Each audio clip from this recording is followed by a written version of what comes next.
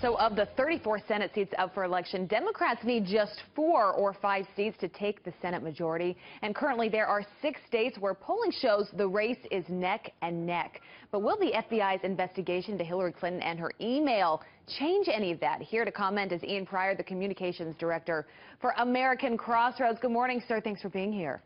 Good morning, Abby. So first, this news breaking just 11 days before this election. We're now 9 days until Election Day. Could certainly impact the general election, but is it big enough to have an impact on some of these local races where, as I just mentioned, a number of them are neck and neck right now?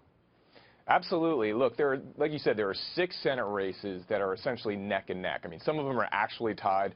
Some of them are within the margin of error. And then you add Wisconsin, which has recently come back online. That's something that Democrats thought was going to be a gimme, and now they're being forced to spend money there. So what you have in these races is that most of the Republican Senate candidates have been running ahead of Donald Trump for really the whole race, whereas most of the Democratic candidates have been running behind Hillary Clinton. So ultimately, when Trump goes down in the polls, we get to the tie race. But when Hillary goes down in the polls, you see the Republicans rise and open up somewhat of a lead. We saw it, initially when the FBI investigation stuff was going on. We also saw it during her health scare. So I would not be surprised next week if there's polling done over the weekend. You're going to see some of these Republican Senate incumbents open up a little bit of a lead on their opponents, and that could ultimately swing the Senate. Yeah, they would be hoping for that. So let's take a look at some of these states. Sure. North Carolina, for example, is a big one. You have Senator Richard Burr, the Republican there, versus Deborah Ross. Neck and neck, what's going to happen here? Well, that's an interesting race because you also have a competitive governor's race in North Carolina. But one of the things we've been seeing over the past couple of weeks in polling is that Deborah Ross, the Democrat, the attacks on her are really starting to take hold.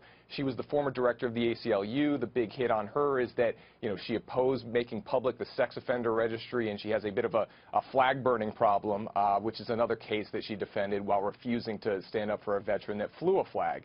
These hits are starting to work. Her numbers are starting to go down, and we've actually seen Richard Burr start to pull back ahead in that race.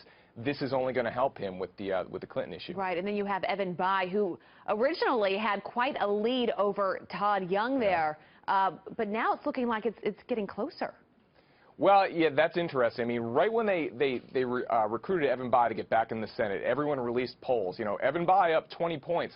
Well, the trajectory in that race has gone opposite of Evan Bayh. There's a new bad story about him every single day. That race is tied, and some polls actually even show Todd Young, who is a former Marine, taking the lead there.